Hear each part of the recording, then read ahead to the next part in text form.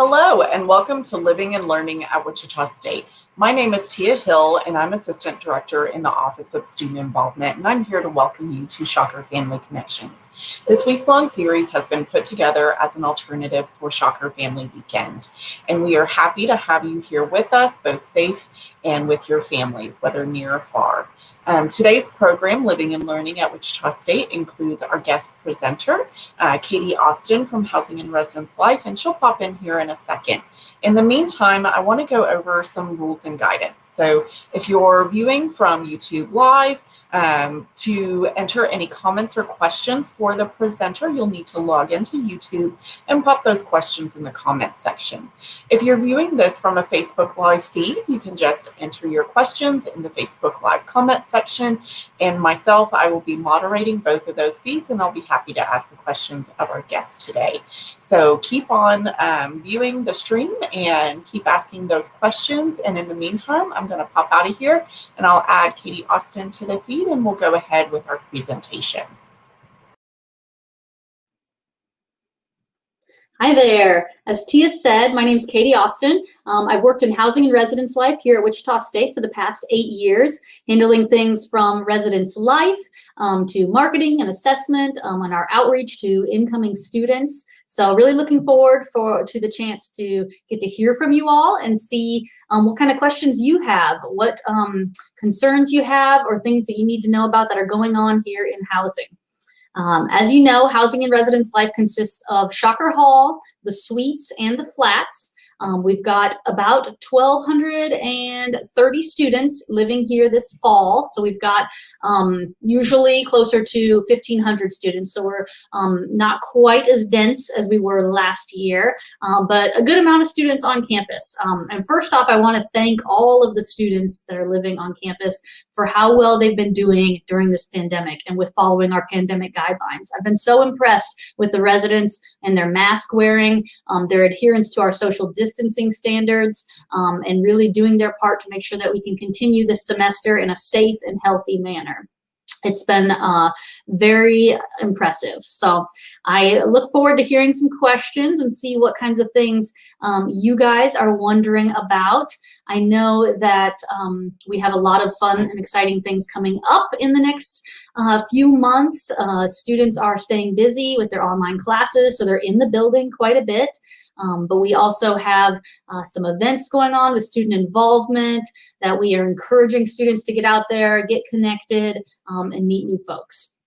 One of the upcoming deadlines that I want to make everyone aware of is our October 1st application. The housing application for next year, if you can believe it, is opening up October 1st. So if students are considering what they're going to do next year, now's the time to start having those conversations, whether they plan to live on campus again, whether they need to start securing off-campus apartments.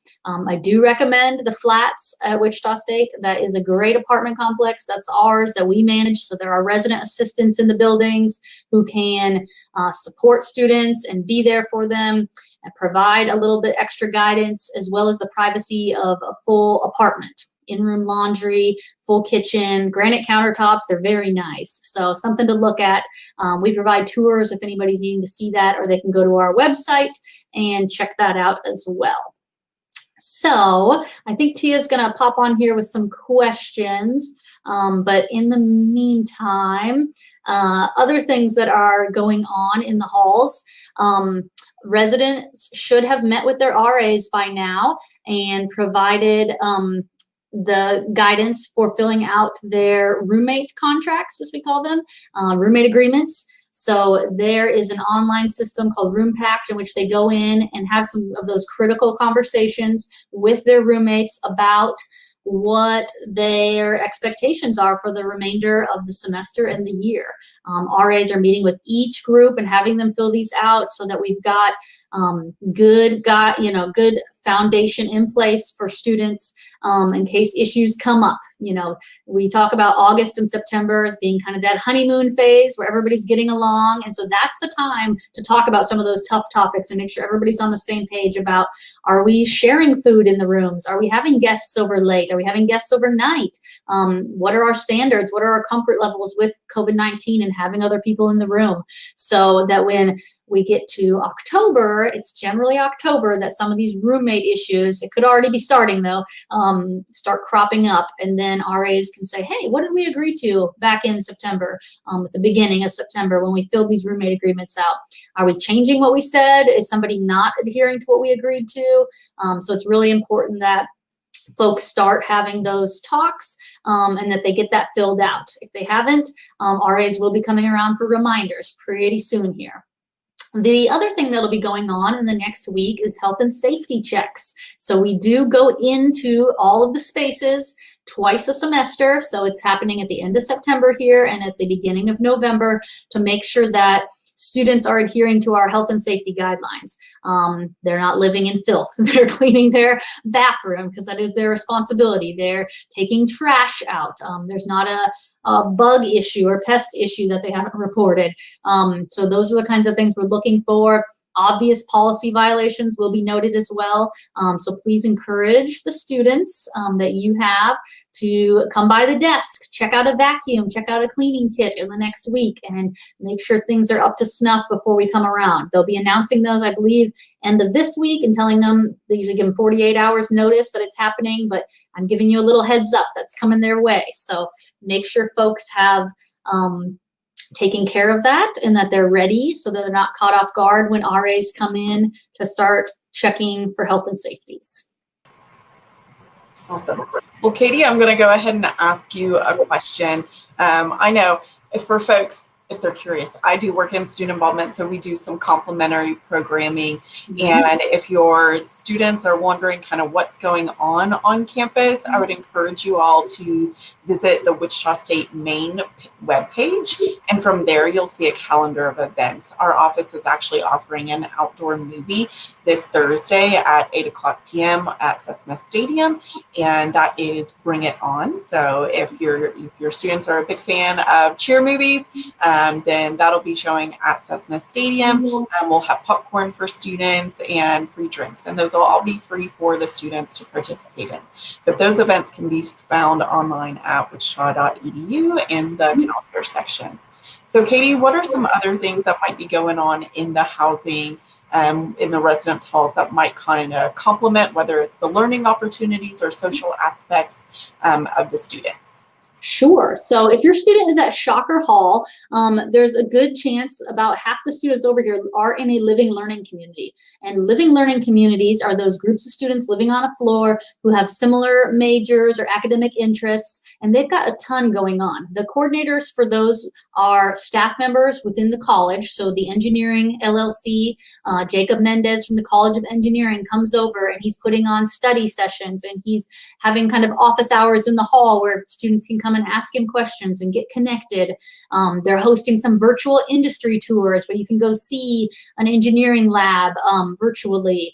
They have a lot of neat things happening. So if they're in an LLC, check with their RA, see what's going on. They've got a lot of fun events happening right now that are really getting kicked off.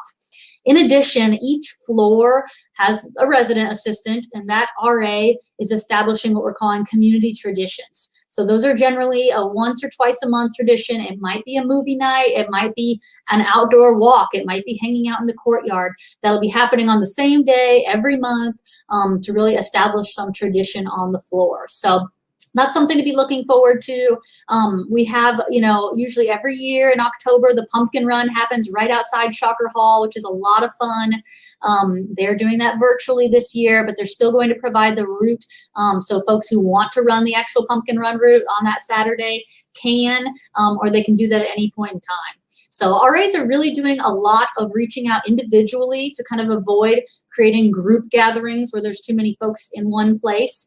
But they're doing a lot of reach out one-on-one to check in with students, making sure they're getting connected, whether it's a student org, whether it's connection with their roommates, whether it's an on-campus job, just a lot of opportunities for them to make sure they've got that connection point and are feeling connected to the university in one way or another. Because there's no right or wrong way to do that. As long as they're feeling like they have made a connection and they're feeling good about their college experience so far, that's what we're aiming for. So it's going to be a lot of virtual programs programming. It's going to be a lot more smaller groups getting together. So students might need to reach out to their RA if they're feeling like they can't find those things that are going on or they're unsure what's happening. But we are also really pushing, events that student involvement puts on, events that campus recreation puts on. So we are doing a lot of what we call take-two programming. Instead of us putting on a program in the halls, we'll make sure that we're promoting those other programs that are happening, getting groups of students together, taking them over. Was it last week or the week before, we had Shockers After Dark, which was a fun event over in the Radigan Student Center. I know for Halloween, the Radigan Student Center is putting on a Halloween bowling night down in Shocker Grill and Lanes. So there's going to be some fun things coming up, kind of seasonal things happening. And the weather is just gorgeous right now. So a lot of groups of students are just getting outside, which is what we recommend. That's the safest place to hang out if you're in a group. So you'll see folks getting the take-two from the dining hall. You can get your meals in the take-two containers and just taking them outside and eating. You can see people hanging out in the courtyard. A lot of folks have been joining the intramural leagues, which is great. That's something Campus Recreation puts on, and getting involved with intramural sports. So I think those are some great opportunities that are happening right now here in the middle of the fall. Yeah, Katie, I also want to say with President Golding coming on, we have not, I would say, a new tradition, but a growing tradition at Wichita State. So Student Affairs and the university will be sponsoring Homecoming in October, which does include Pumpkin Run as well as Goose Birthday Bash. There will actually be a golf cart parade occurring, and students can compete in various activities over that period of time. So families, look out for more information about Homecoming as it becomes available, but we're looking to grow that tradition, and we'll grow it in a healthy and distanced manner. So no worries about that. A lot of outdoor events, as Katie mentioned. So Katie, one thing as the weather does start changing and the academic year starts changing a little bit after November, we've heard that the university is going remote. Can you tell us what intersession is going to look like? I know it's an expanded period of time. So can you explain that to our families and what their options might be?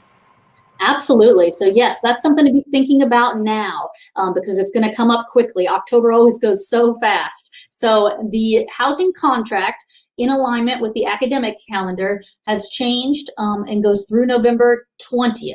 So students will move out, they can go home, and they can come back when school starts just right before February 1st. So we encourage you to be checking the housing website, which you can see right here.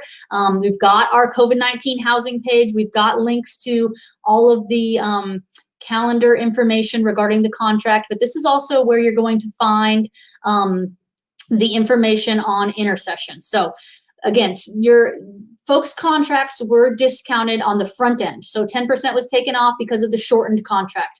And what you're doing now is you're opting in to intersession, which is the winter and spring intersession. We've broken that into two separate ones. So say your student is working in the area and they want to stay over the break, they can sign up for one of two intersessions or both. They can sign up for November 21st to December 31st, or they can sign up for January 1st to January 29th. It's an all or nothing. So if they need to stay a few extra days, they should think about whether they really need to do that or if they want to stay for the whole time. So it's just broken into those two options. You can pick one, you can pick both, or you can pick none.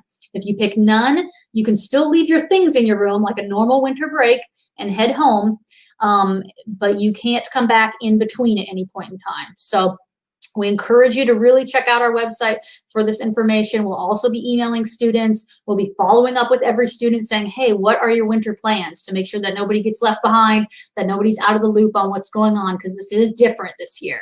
Normally, a student can kind of come and go over winter break, and it's already built into their housing contract. Because of that elongated break up till February 1st, students need to let us know if they're going to be here. Everyone's key cards will be deactivated that if they have not signed a contract for those intersession times. So the rates and the dates and all that will be really getting pushed out in mid-October.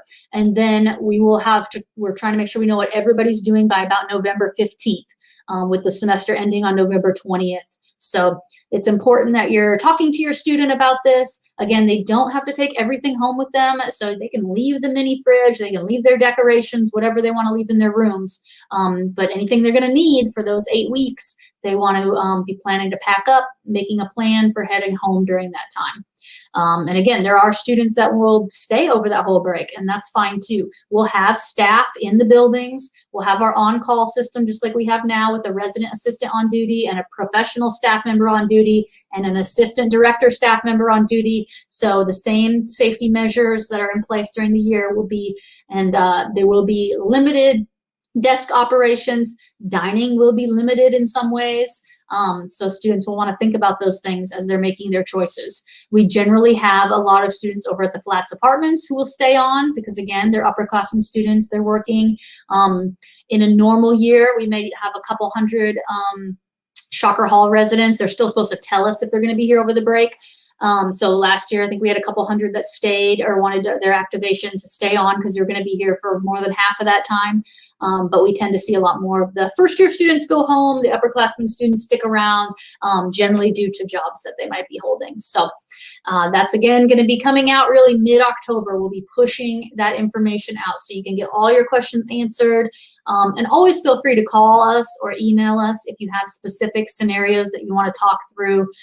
Maybe your student has scheduled their flight already and it's one day after. I mean, we can work through those sorts of things with you and tell you what your options are. So do let us know. But that's why we're putting this out and why we put it out with the contract initially, so people can make travel plans accordingly and feel comfortable with their choices and what they've got going on. So if your student works on campus, a lot of on-campus employers are probably going to be going to limited hours after November 20th as well, as everything goes virtual. So that might not be as much of an issue, but some of our students that are doing internships and co-ops in the community still need to be around. So we get that. There's going to be the option for housing. We're not kicking everybody out, but we are changing it from other years where they need to opt in, pay for those additional amount of time that they're going to be staying there.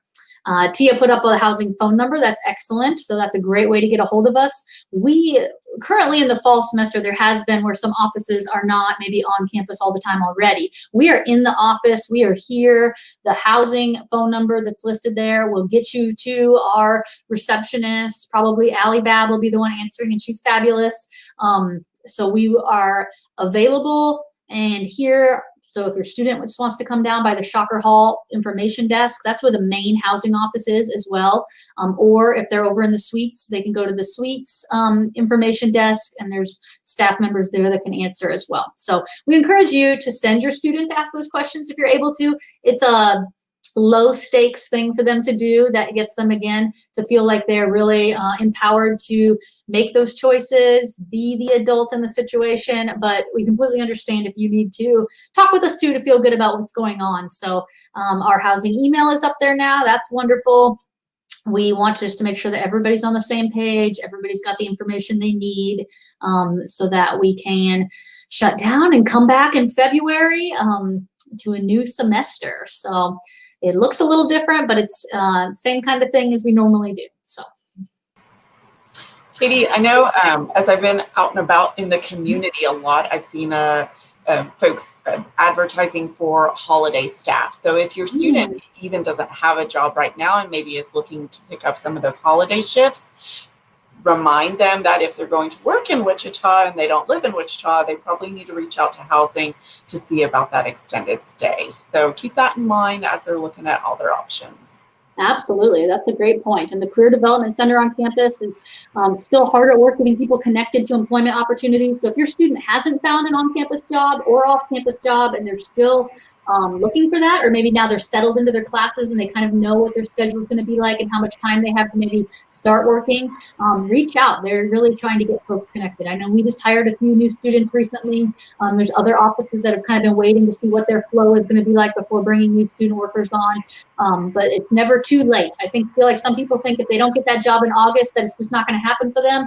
And that's not the case. There's a lot of opportunities in the community, and some of those can be internships that might work really well for credit for them towards their major, or just getting them that experience in the field. So definitely now's a good time to start talking about that. Another question, and you mentioned this a little bit earlier, and maybe you did, about RA selection. So students are really enjoying some of their experiences, and they would like to maybe elevate themselves into a position of leadership. What does it take to be an RA, and then what is the application process? Yeah, absolutely. Yes. So now is a time when our first year students are starting to think about what they're going to do next year. And maybe they've really loved their residence life experience or got to know their RA and think that's super cool. We are going to be hiring for the next batch for the next academic year sooner than later. So our housing application, or excuse me, our resident assistant application opens on, let's see, November 18th. So it'll go live. We'll have a few information sessions that students can attend to ask questions about what a day in the life of an RA looks like, or what the qualifications are.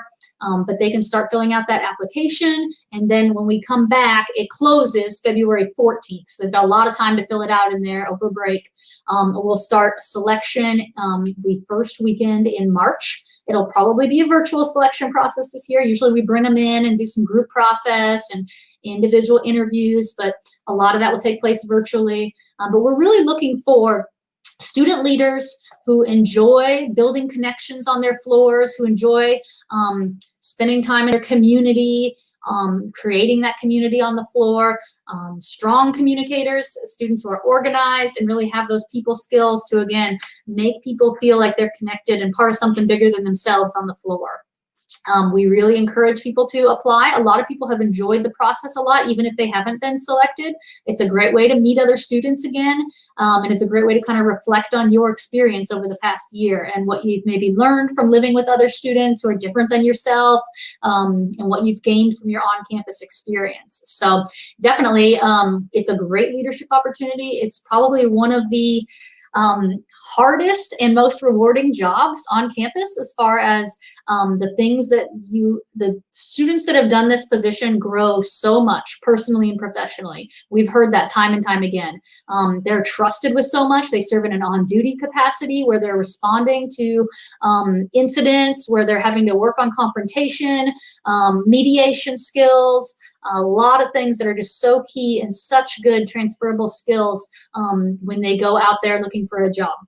People have said that having a resident assistant on your resume is such a killer thing, because people know that means you've dealt with people. They know that you've got problem solving skills and you've got mediation skills. So that's been huge for folks before. So if your student has any interest in those kinds of things, we recommend they give it a shot. It's a fairly competitive process. We have a lot of people apply, but it's a really good experience. And on the perks side, we obviously want them applying because they want to do that job, but it's got free room and free meal plan and a small stipend attached to it as well. By working they work the information desk, and they can get a stipend from that. So it is a pretty good opportunity. I know parents are always more interested in that, getting to live on campus for free. That's nice. It's a pretty good benefit. But again, we're looking for those students who have a passion for people. You think that it might need to always be that real extroverted student, but we've got a lot of introverted students who are really good at building those one-on-one connections with students still. So all types, we welcome everyone to apply and see if this position might be the right fit for them, or at least come to an information session and see what they think. We have about 45 RAs on campus between the three buildings. So it's a great opportunity to be a leader on campus. Katie, we had a follow-up question. What type of training is provided to the RA staff? Great question. We have a robust training program. It consists of 2 weeks before school starts in the fall. So they come back.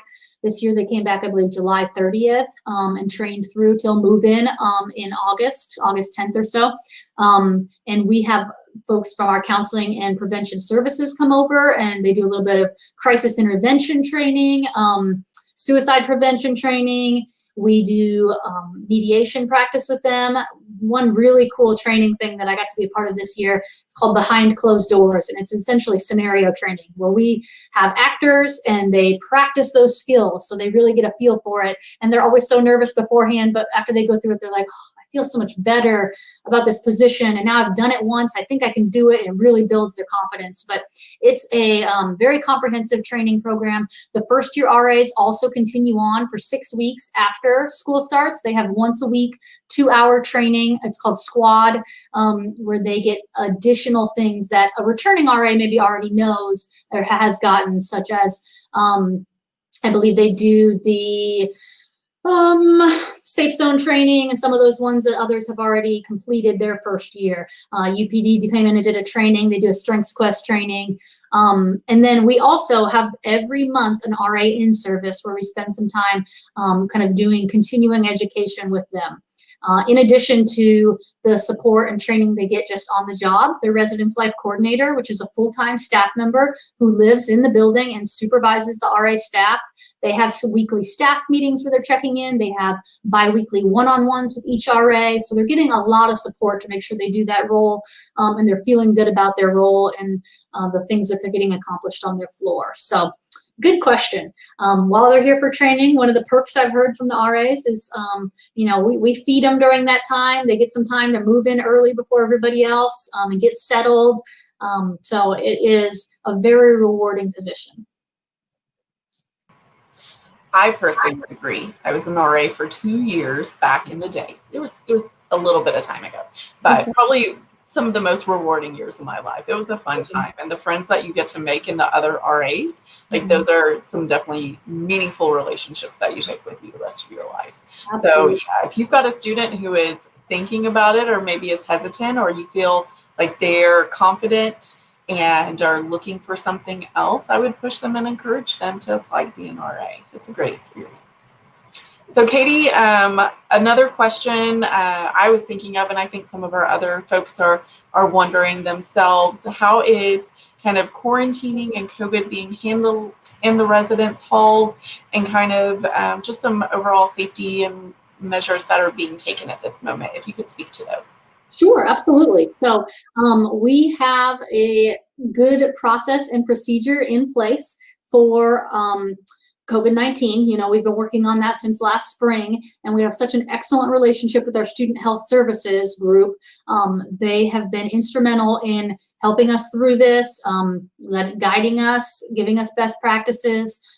So essentially what we did was, when students moved in, all residents were required to be tested. So we completed that the first week of move-in. They came in, they did a saliva COVID test. Any folks who might have been positive were immediately isolated, or they went home to isolate. Anyone who might have been a close contact was quarantined, and that's how we continue now. So if anyone goes over to Student Health Services and gets tested, they communicate directly with us, and we handle the logistics side. We have ample spaces held off in all 3 of our buildings that serve as quarantine and isolation spaces. And we follow very stringent safety protocols so that there aren't any interactions with other staff members to students during that time. They have meals from dining services dropped off at their room for each meal time, and they complete the required amount of quarantining or isolating. If a student is quarantining, that means that they've been in a close contact of someone who is COVID positive. They're in for 14 days, and they have to be retested and get that test back negative before their quarantine is over. So they're getting a retest. Folks that are isolating, they work directly with student health to see if they've become symptomatic at all. Generally in this population, younger college students, they are asymptomatic and have no idea that they would have been carrying COVID. So they've been healthy, they complete that time, they make sure that they're no longer in a place where they're going to be able to spread that before they're released, and student health handles that directly. Camille Childers is our director of student health, and her and I are working very closely together each and every day to ensure that we are making sure those students are safe, that other students are feeling safe. And again, I've been very impressed with how our students are adhering to our mitigation practices, such as mask wearing and limiting the amount of guests they bring into their room, making smart choices about their interactions with other students, and doing it in a safe way. So that's made it easy. Some schools have had real issues and had this blown up, and we have not, and we're very thankful. We have a smaller on-campus population than some other schools, so that's probably helped as well. And a lot of our spaces have private rooms, compared to maybe a traditional dorm, which is all shared spaces or has community bathrooms. A lot of our spaces are private rooms. There are all, in-suite bathrooms where you're sharing with maybe 3 people, 4 people max. So that makes a difference compared to schools that are facing, people sharing a community bathroom and many people sharing one smaller room. So we've been very fortunate so far, but we continue to stay vigilant and making sure that we're all doing our part. We just started a program called COVID Cash to try to recognize students who are doing the right things instead of always having to be the ones to say, you're not doing what you're supposed to and bringing people down in the negative. We're trying to really reward positive behavior. And if you are caught following our COVID standards, if you're wearing a mask in the lobby while you're playing pool, if you're over in the dining hall with your mask on or things like that, any of the RAs have what's called COVID Cash, and they hand that out, and then you can drop it at the info desk any month that you choose to be put into a drawing for a prize. So we've got some cool prizes like a Keurig. They have some headphones, some other cool things that we'll be giving out. It's just a way, again, to say thanks for doing what you should be doing. Thanks for following these standards, to try to bring out the good and recognize the good that people are doing, because really a very large majority are doing exactly what they need to be, keeping us safe, making responsible choices. So we're so thankful that our residents are doing that. On the flip side of that, Katie, we know the university's adopted the mask requirement and it is policy. So what happens if a student is caught kind of not wearing their mask? So we have been trying to, educate students about the mask policy and make sure everybody knows what's going on. But we're now at the point, actually just this week, where our housing staff will document a student and write an incident report if they're caught without their mask in the common spaces. So it's really important that they follow that policy, that they're aware of that. What an incident report will do is that'll go to our Office of Student Conduct and Community Standards, and they will generally, the first one will still be a written warning, but then they might bring them in and have a conversation with them about why this keeps happening, why we have the policy in place, the importance of it, and kind of educate again if needed, or make sure that folks understand the seriousness of it, that this is something we're taking very serious. In order for this university to stay open, we've all got to do our part, and part of that is been determined to be mask wearing. So yep, be sure you're doing what you need to do, because you can get written up. There can be consequences for that, just like any policy violation.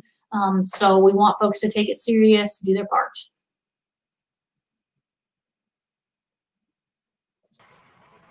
All right. Well, Katie, I think at this time that is all of our questions.